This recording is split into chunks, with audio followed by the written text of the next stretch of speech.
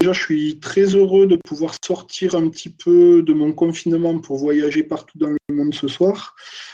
Et d'où je parle, j'ajouterai également que, ben oui, tu l'as dit avec Sylvain, mais aussi avec Guillaume Caron ou d'autres, on échange souvent, on est des petits groupes à s'être rencontrés des fois sur Twitter, on ne s'est jamais vu en vrai, mais on échange quasiment toutes les semaines sur la coopération, sur ce que l'on fait, etc.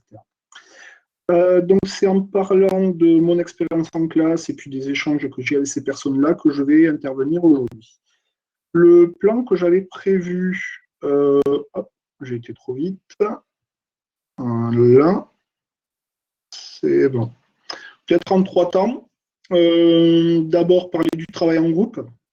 Pourquoi faire travailler les élèves en groupe à distance? Quelles précautions prendre? Et un exemple de mise en œuvre du travail en groupe. Ensuite, en deuxième temps, l'aide, l'entraide ou le tutorat. On reviendra sur ces concepts. Et puis, pourquoi mettre ça en place? Quelles précautions? Et je vous montrerai un exemple de mise en œuvre avec mes élèves. J'interviens avec des élèves de 4e en collège et des élèves de 1re en lycée cette année. Puis un temps de questions-réponses. Voilà.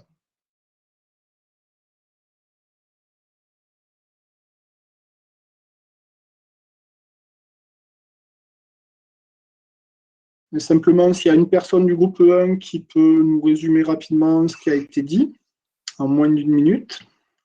Bonsoir à tous, je m'appelle Chloé, je travaille à Séville, au lycée français de Séville. J'ai travaillé avec Sophie, Tala et Grace. Voilà. Pourquoi favoriser la coopération, pour favoriser le contact entre les élèves en ce moment, pour ne pas être seul devant le travail, pour alléger la présence de l'enseignant et mettre à contribution les forces de chacun et de chacune pour aider les profils peut-être les plus, entre guillemets, faibles. Quelles précautions à prendre? Penser les sous-groupes et les rôles possibles attribués de manière saine aussi dans chaque sous-groupe, et donc avec une vigilance aussi de l'adulte pour être sûr qu'il n'y en ait pas un ou une qui fasse pour finir le travail de tous ou de toutes. Et avoir des consignes assez, dans les précautions toujours, des consignes assez courtes et précises. Voilà. Merci. Groupe suivant. Alors, je vais rajouter une consigne et ne pas répéter ce qui a déjà été dit.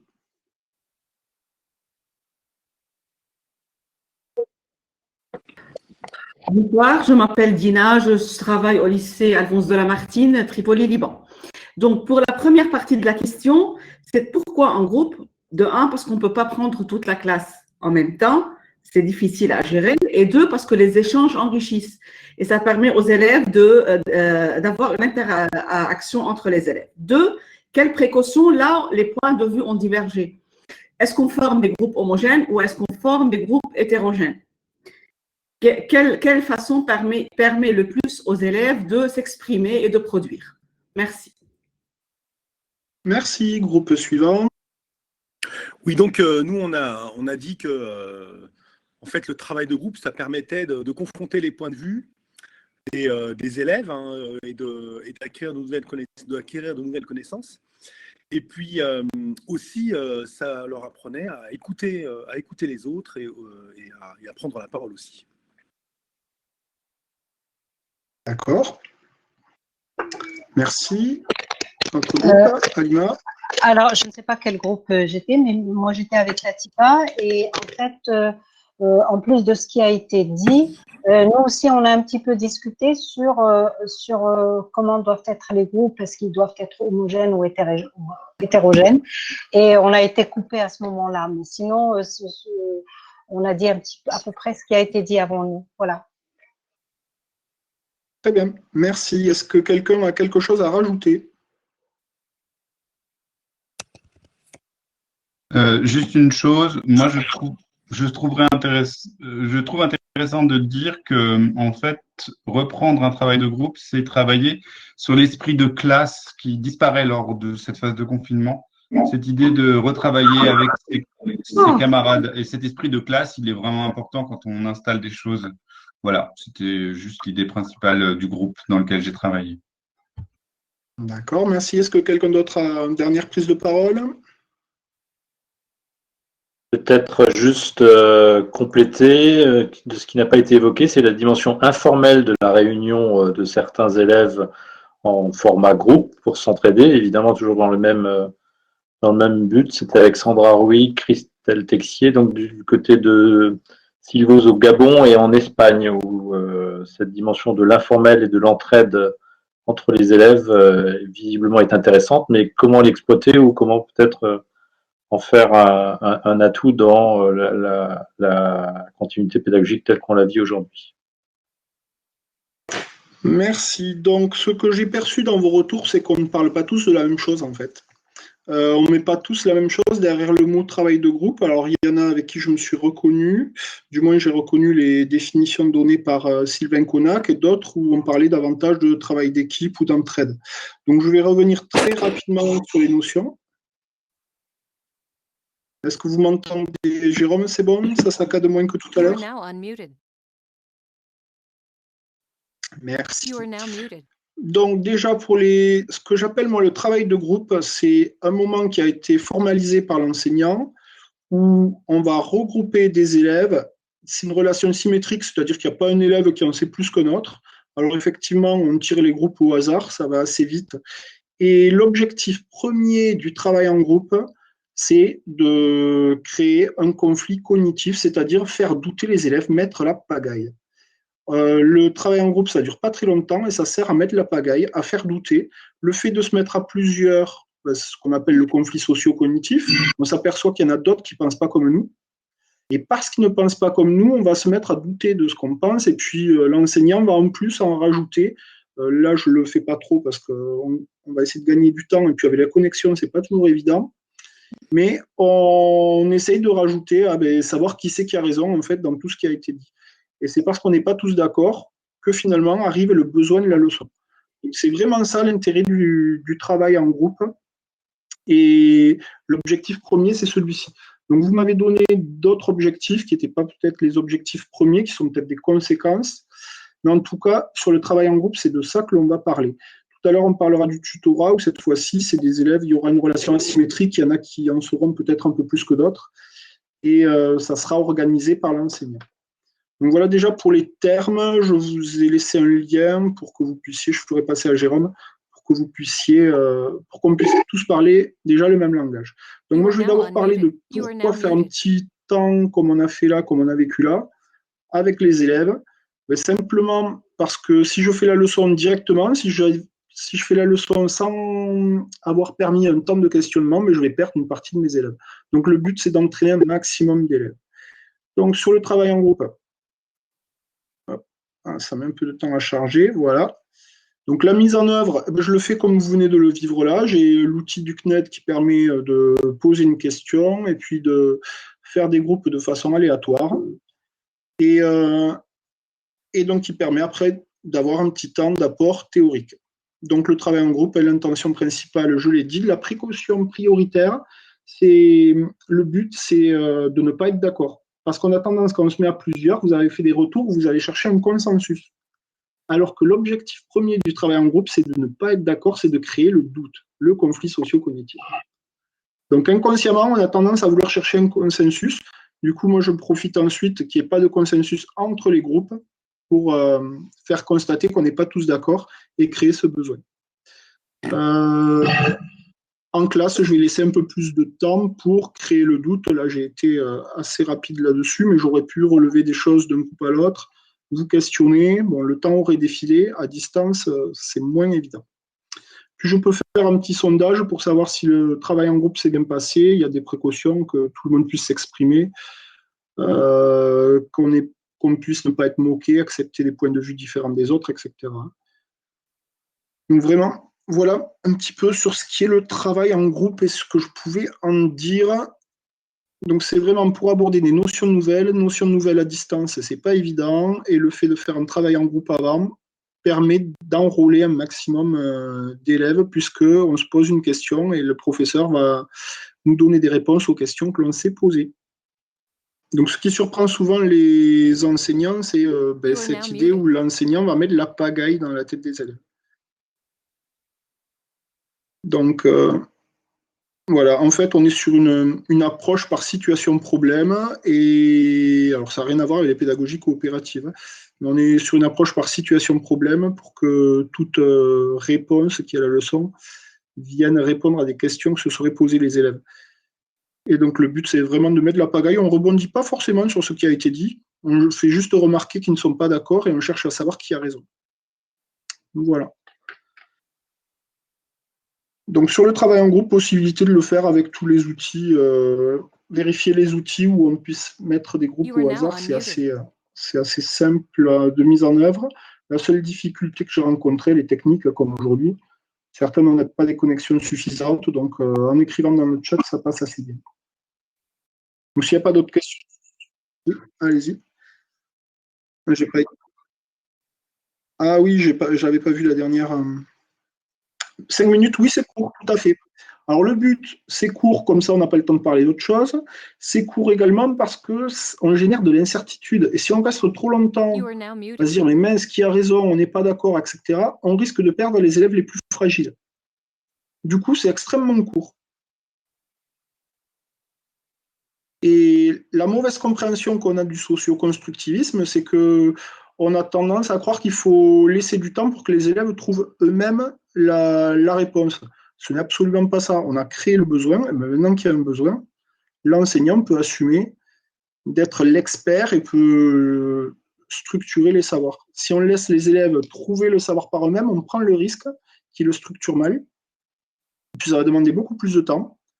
Donc la démarche d'investigation propose ça, mais la démarche d'investigation, André Tricot, qui est chercheur à Toulouse, maintenant à Montpellier, a montré que la démarche d'investigation n'était pas efficace pour les savoirs qu'elle visait. Par contre, elle est très efficace pour apprendre à mener des investigations. L'idée de soumettre les élèves au plus fort, oui, il y a ces risques-là. Alors, c'est pour ça qu'on va apprendre à travailler en groupe.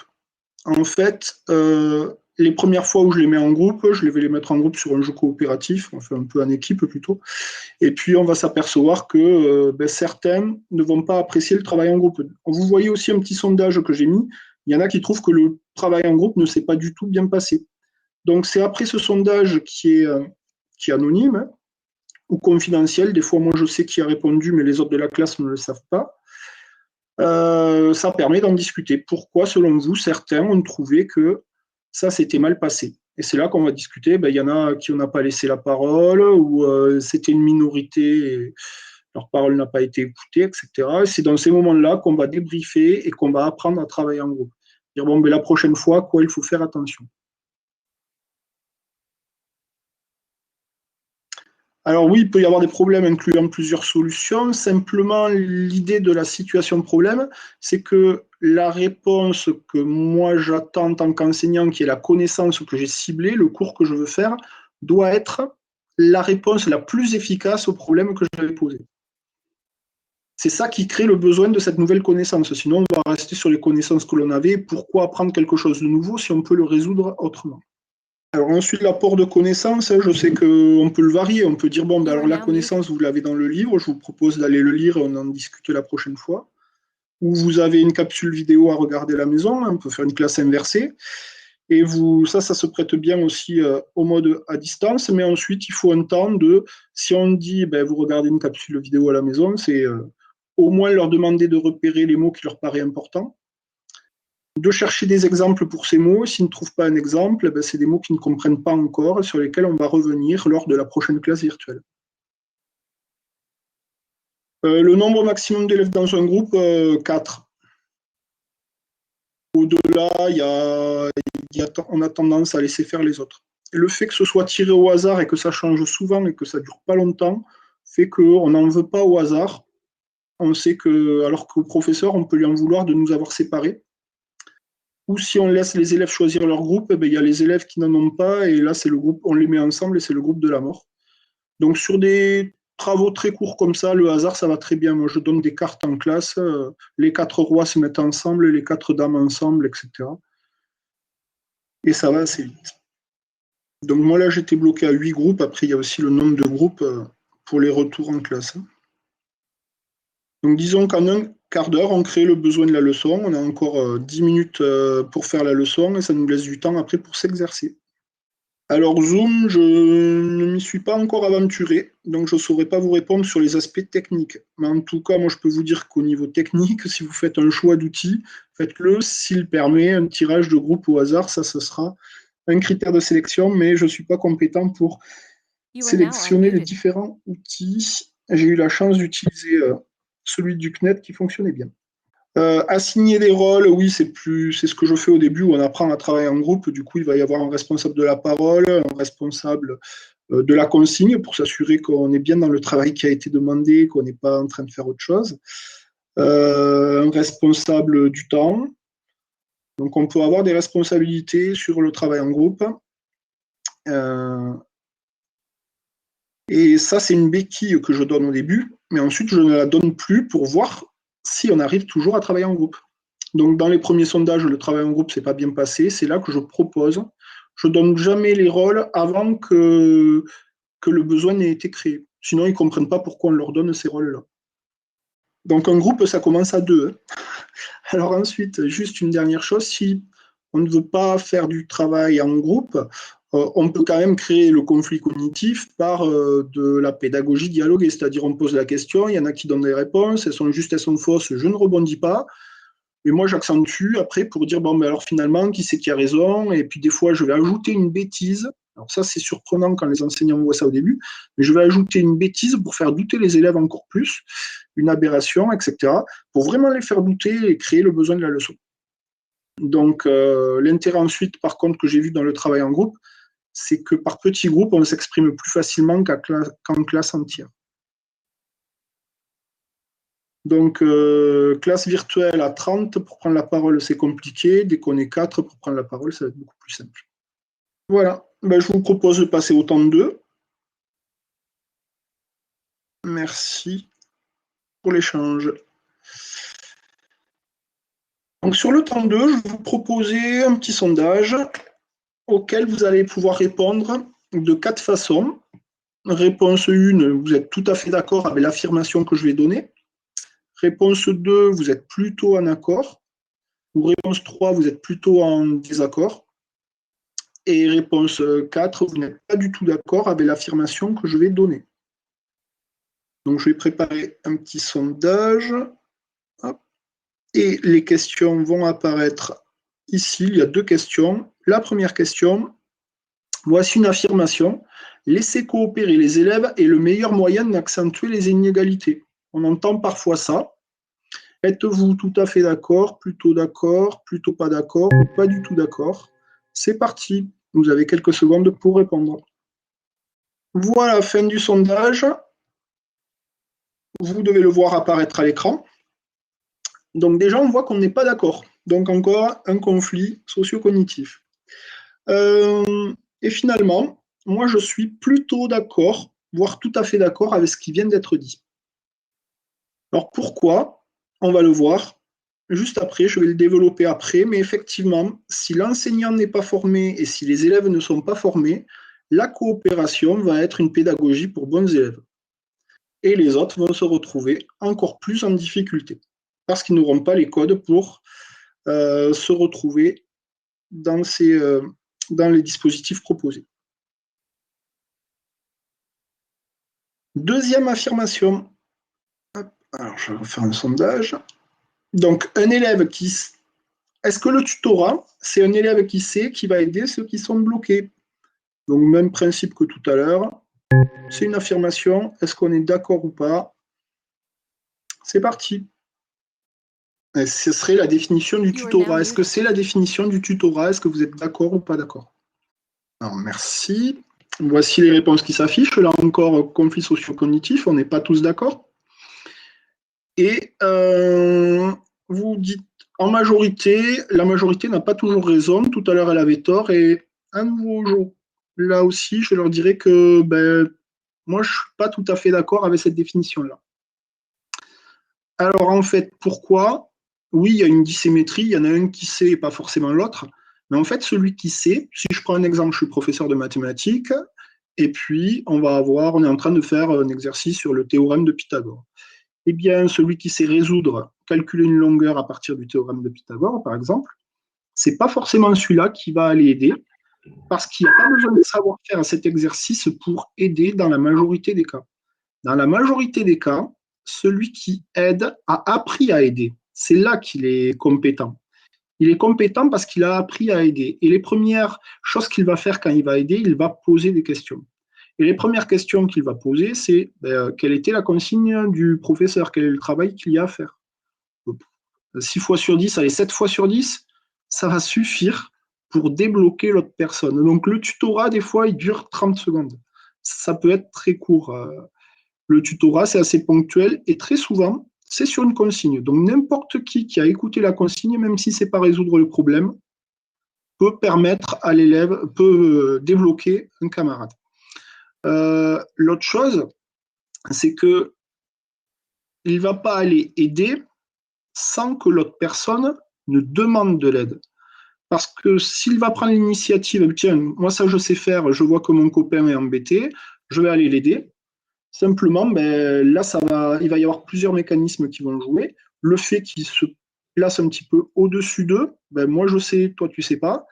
La personne qui n'a rien demandé et qu'on vient aider va se dire, tiens, il vient m'aider parce que moi je suis nul. Donc voilà des effets pervers de la coopération. Si on n'a pas appris à aider les autres, il va y avoir ce phénomène. Il peut y avoir aussi des phénomènes quand on va aider l'autre où on lui donne directement la réponse. On ne supporte pas de voir l'autre en difficulté. Un enfant n'arrive pas à faire ses lacets, eh bien, on va aller l'aider à faire ses lacets, mais en fait, on va lui faire ses lacets. L'autre, il n'aura toujours rien appris. Alors, on l'a débloqué, certes, c'est déjà pas mal. Il va pouvoir continuer, mais il ne saura toujours pas faire ses lacets. Donc, il va falloir former les élèves à l'aide. Et donc, après, si cet élève sait aider, mais ne sait pas encore résoudre le théorème de Pythagore, ils pourront se mettre ensemble, ça deviendra de l'entraide. Et ils feront l'exercice à tous les deux pour essayer de franchir l'obstacle suivant. Mais en tout cas, dans le tutorat, il y a besoin simplement d'avoir été formé pour aider. Parce que l'autre intérêt du tutorat, on sait que ça profite surtout à celui qui apporte l'aide, au tuteur. Donc, il faut que tous les élèves puissent devenir à un moment donné tuteurs. Et là, elle est la difficulté. Moi, je la vois à plusieurs niveaux. La difficulté, c'est oser demander de l'aide déjà. André Tricot, encore lui, nous dit que c'est coûteux de demander de l'aide pour un élève qui est en difficulté. C'est une charge cognitive importante. Il est en train de faire l'exercice, il doit se dire, tiens, ça fait trop longtemps que je suis bloqué sur cet exercice. J'ai essayé de demander de l'aide, j'y arrive pas. À qui je vais pouvoir demander de l'aide? Comment je vais formuler ma question? Parce qu'en plus, il faut avoir une question précise. Donc, ça peut être coûteux, il va falloir former les élèves à cette demande. J'ai perdu un petit peu le sens de tout ce que je voulais dire. J'enchaîne les idées un petit peu sur le tutorat et les difficultés. Pardonnez-moi, j'en suis à ma 5e classe virtuelle d'affilée, ça commence à être difficile.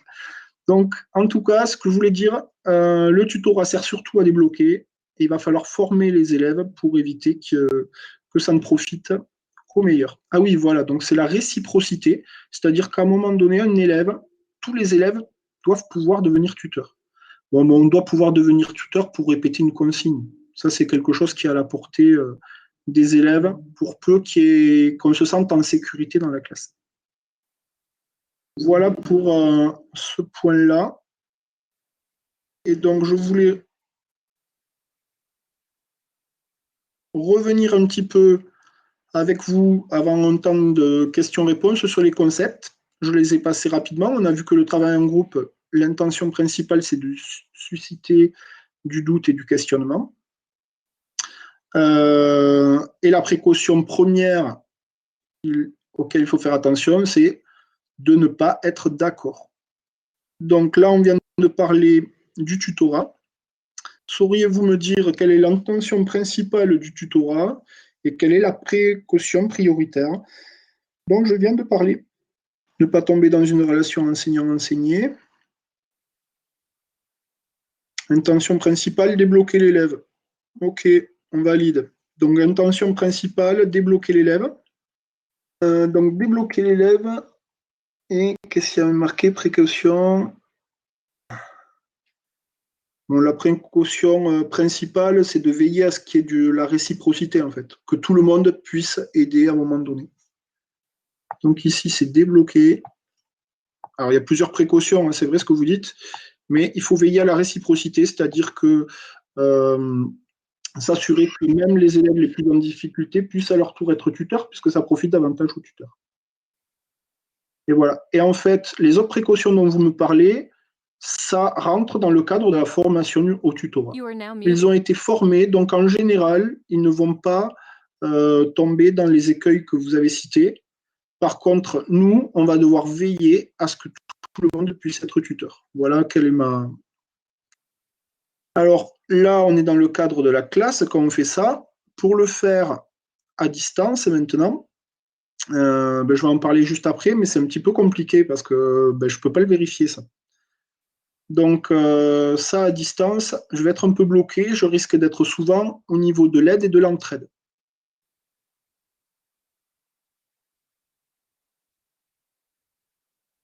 Alors, comment former les élèves au tutorat? On peut avoir un brevet de tuteur avec des questions. Je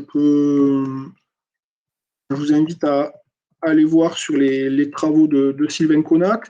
Il y a aussi sur le site des cahiers pédagogiques, j'avais laissé un lien au tout début, je crois, dans une diapo précédente. Vous avez l'accès, vous avez une fiche qui récapitule le tutorat et la formation au tutorat. Et toujours pareil, c'est, je leur dis, attention, ne pas donner la réponse, il faut poser des questions, et puis après, ça se fait au fil de l'eau. Donc, il y a des moments où je leur explique, comme je suis en train de vous le dire là, et puis des moments où on débriefe les moments qui se sont passés. Ça, c'est des moments très riches. Donc, c'est surtout de cette façon-là, et puis après, on peut avoir un brevet de tuteur qui est plus pour lancer la discussion, et ça n'a une valeur que symbolique. Tout le monde doit pouvoir être tuteur. Cette année, j'ai des quatrièmes et des premières, mais j'ai enseigné du cycle 3 jusqu'en première. Donc, et jusqu'aux étudiants même.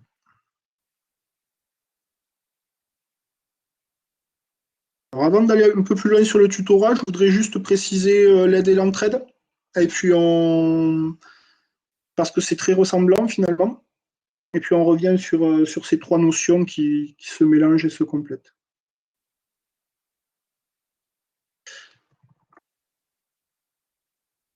Alors, je vais vous coller le lien dans le chat, je regarde vite fait. Je vous laisse réfléchir à la question aide et entraide. Quelle est l'intention principale et la précaution prioritaire?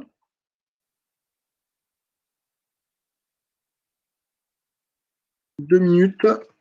Je vous copie le lien où vous allez pouvoir aller chercher les documents. Donc, voici un document, j'ai copié dans le chat un lien qui va vous permettre d'aller approfondir ces notions-là. Alors là, je n'arrive pas à avoir toutes les questions. Je vous propose simplement d'abord de revenir sur ces concepts et puis après, je vous montre comment j'essaye d'organiser l'entraide et l'aide avec mes élèves. Et puis, on se donnera à nouveau un temps de questions-réponses.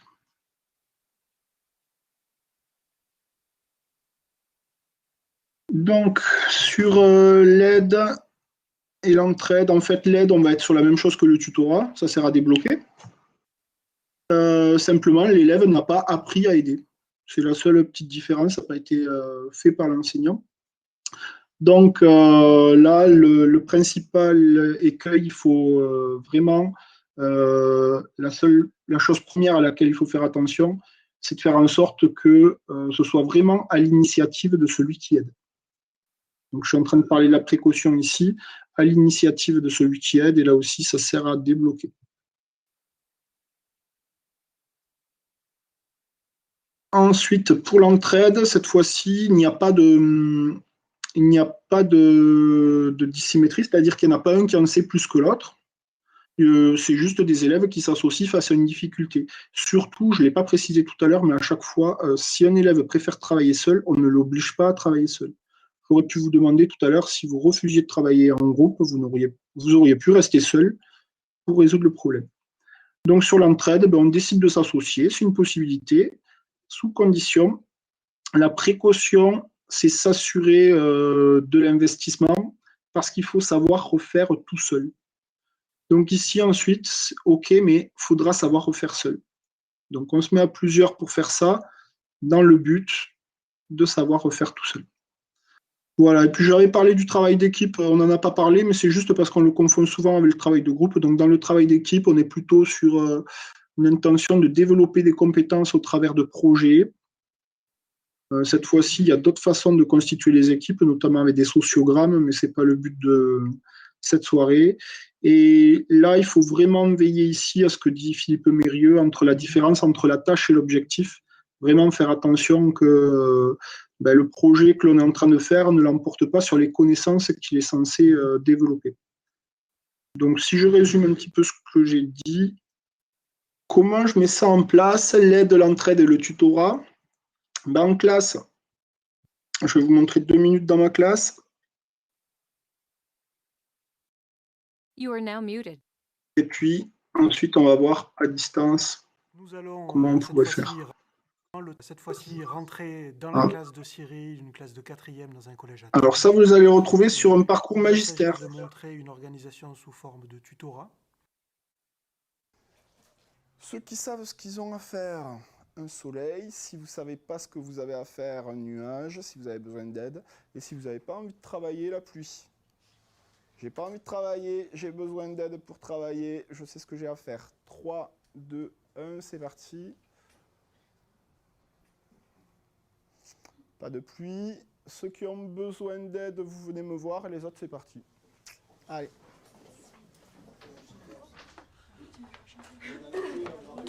Donc sur le tableau, il y a écrit « Je peux aider et j'ai besoin d'aide ».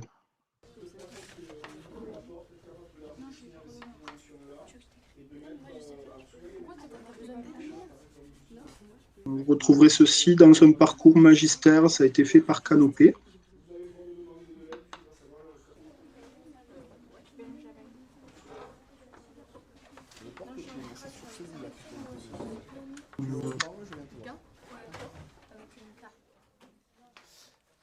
Merci. Donc, voilà comment ça se passait en classe. Donc, ils étaient habitués déjà à ça, mes élèves.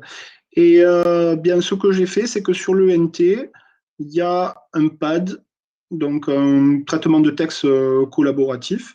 Et dans ce traitement de texte, on a pu mettre la liste des exercices avec « Je peux aider, j'ai besoin d'aide ». Donc, les élèves vont marquer quand ils peuvent aider. C'est plus difficile d'aller oser se marquer quand on a besoin d'aide. Des fois, le fait de savoir que Taro peut m'aider ou que Lisa peut m'aider, va faire que je vais les contacter directement sans aller marquer que j'avais besoin d'aide. Et s'il y a beaucoup d'élèves qui ont besoin d'aide, moi, ça va me permettre soit de faire une petite capsule vidéo ou une classe virtuelle pour aller corriger en particulier cet exercice-là.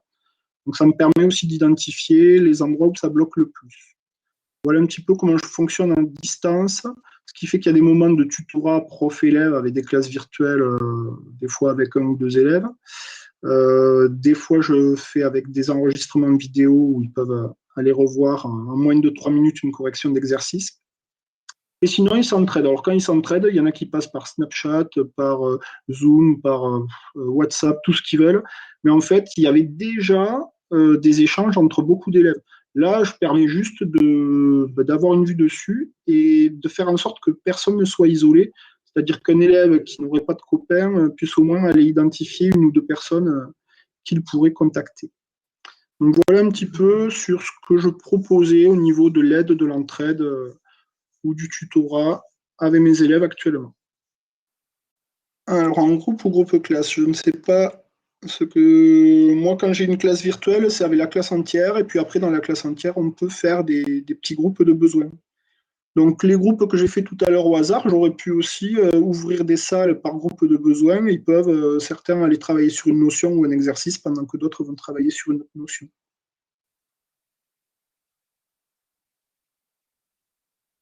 Alors, pour le primaire, c'est pour les tout petits que ça peut être difficile à mettre en place.